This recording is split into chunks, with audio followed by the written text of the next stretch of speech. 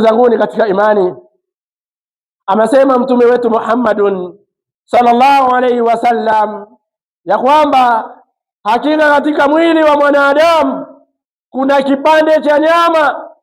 Kipande cha nyama hicho endapo kitaharibika, kipande hicho cha nyama, mwili mzima wa mwanadamu utakuwa umeharibika.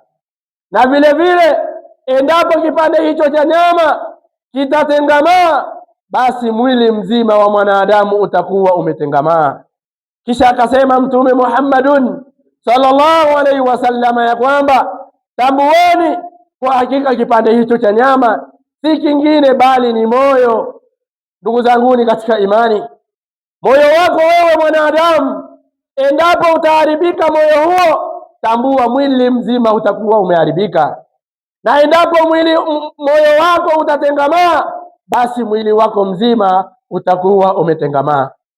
Ndugu zanguni katika imani, hutuba yetu ya leo tuangalie ni vitu gani ambavyo vinaweza vikapelekea nyoyo zetu mimi na wewe kuharibika.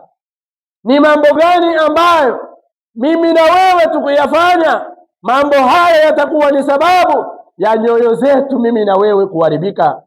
Na kama alivyosema mtume Muhammadun sallallahu alaihi wasallam ya kwamba endapo moyo huo utatengamaa, basi mwili mzima utatengamaa, na endapo moyo huo utaharibika, basi mwili mzima utakuwa umeharibika.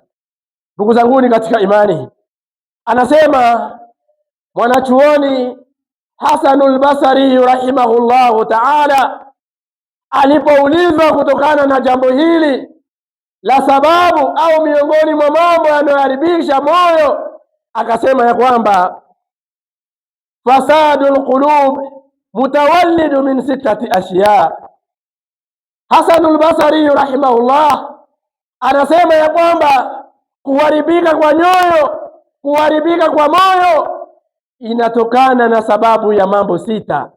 Mambo hayo sita endapo mwanadamu utayafanya, endapo yatakuwa katika moyo wako, tambua moyo wako utakuwa umeharibika. Ndugu zanguni katika imani, na moyo wa mwanadamu ukaharibika, moyo huo unakuwa haujui kubainisha haki wala batili, haujui kubainisha dhambi na isiyokuwa dhambi. Moyo huo utakuwa haujui kutofautisha ni ipi haki yake Allah tabaraka wa taala na ni ipi ambayo ni haki ya viumbe wenzake. Ndugu zanguni katika imani, mwanachuoni huyu akasema jambo la kwanza, yudhnibuna birajai tauba. Jambo la kwanza anasema wanadamu ni pale ambapo watafikia kufanya madhambi, na madhambi hayo wanayofanya birajai tauba, huku wakitarajia kwamba watatubia. Ndugu zanguni katika imani, wengi katika sisi tumezama katika jambo hili.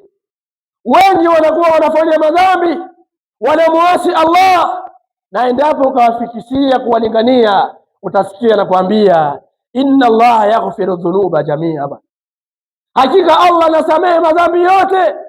Hatukatai Allah tabaraka wa taala, la shaka, bila shaka Allah tabaraka wa taala yaghfiru dhunuba jamia, anasamehe madhambi yote. Lakini tambua huyu Allah tabaraka wa taala ndiye ambaye alisema ndani ya kitabu chake kitukufu, anasema innama taubata ala Allah lilladhina ya'maluna su'an bijahala thumma yatubuna min qarib faulaika yatubu Allah alayhim. Allah tabaraka wa taala anasema kwa hakika tauba ya kweli, kwa hakika tauba kwa Allah tabaraka wa taala lilladhina ya'maluna su'an bijahala, ni kwa wale ambao wanafanya madhambi kwa kutokujua, wanafanya madhambi kwa kughafilika. Thumma yatubuna min qarib, kisha baada ya muda mfupi wakajikuta kwa makosa yale walioyafanya, wakarejea kwa Allah tabaraka wa taala na kumtaka Allah msamaha. Allah tabaraka wa taala anasema faulaika yatubu Allah alayhim, hao ndio Allah tabaraka wa taala anawakubalia tauba yao. Kisha Allah tabaraka wa taala akasema tena ya kwamba laisati taubatan, hakuna tauba kwa yule ambaye anafanya madhambi, anafanya maasi, huku akisema ya kwamba nitatubia, saufa atubu, nitatubu bwana, nitatubu, kisha umauti ukaja kumkuta hali ya kuwa yuko katika madhambi yale. Ndugu zanguni katika imani, tambueni miongoni mwa mambo ambayo yatafanya moyo wetu uharibike ni kufanya madhambi kwa kutarajia tauba kwa Allah tabaraka wa taala. Hilo ni jambo la kwanza. Na jambo la pili, akasema mwanachuoni ya kwamba wayataallamuna alilma wala yaamaluna bihi, kwamba wanadamu wanajifunza elimu, wanasoma masha Allah, mashekhe wanawafundisha misikitini, darsa zimejaa kila kona, lakini cha ajabu wala yaamaluna bihi, hawafanyii kazi elimu hiyo, hawafanyii kazi elimu ambayo wanaisoma usiku na mchana, hasa elimu ya kitabu chake Allah tabaraka wa taala. Kumbuka pale aliposema Mtume Muhammadun sallallahu alaihi wasallam ya kwamba ya Rabbi, Allah, inna qaumi, hakika umma wangu, ittakhadhu hadha alqur'ana mahjura, hakika umma wangu wamechukua Qur'ani hii aliyakuwa wameihama Qur'ani hii, wameihama kitabu chako Allah tabaraka wa taala. Ni kwa sababu ya nini? Watu sasa hivi wanakuwa wanasoma kitabu cha Allah tabaraka wa taala, lakini hawaifanyii kazi maneno yale. Wanayasoma kana kwamba Qur'ani ile ni mashairi, kuifanyia kazi hawaifanyii kazi. Anasema Abu Dardai radhiyallahu anhu, anasema ya kwamba inna min asharri nasa manzilatan yawm alqiyama alalimun la yantafi'u biilmi. Abu Dardai radhiyallahu anasema miongoni mwa watu ambao ni wabaya zaidi, mafikio yao ni mabaya zaidi mbele ya Allah tabaraka wa taala siku ya kiyama, ni wale ambao wana elimu lakini elimu yao haiwanufaishi na chochote. Ndugu zanguni katika imani, miongoni jambo la pili linalopelekea moyo wetu kuharibika mimi na wewe ni kusoma hiki kitabu cha Allah, kujifunza elimu ya Allah, lakini tusifanyie kazi elimu ile. Na jambo la tatu, akasema mwanachuoni huu ya kwamba wa idha amilu la yukhlisuna bihi, kwanza na wengine endapo wataifanyia kazi elimu hiyo, lakini hawafanyi kwa ikhlas, hawafanyi kwa ajili ya Allah, bali wengine wakiwa wanasoma Qur'an wanasoma ili mradi wasifiwe, bwana fulani ni msomaji mzuri wa Qur'an. Wengine wanapofanyia kazi elimu ya Allah wanafanyia kazi elimu ile, lakini si kwa ajili ya kutafuta radhi za Allah tabaraka wa taala. Allah tabaraka wa taala anatuambia katika kitabu chake, anasema wama umiru illa liyabudu Allah mukhlisina lahu ddin. Allah tabaraka wa taala anasema, na kwa hakika hatukuamrisha nini wanadamu, sikuamrisheni jambo lolote isipokuwa waniabudu mimi Allah tabaraka wa taala mukhlisina lahu ddin, kisha wanitakasie dini yangu, wanitakasie dini hii kwa kufanya ibada zao yote wafanye kwa ajili yake Allah tabaraka wa taala. Na jambo la nne linalopelekea nyoyo zetu kuharibika, anasema wayakuluna rizqa Allah wala yashkuruna, watu wanakula riziki za Allah tabaraka wa taala lakini hawashukuru neema hizo za Allah tabaraka wa taala.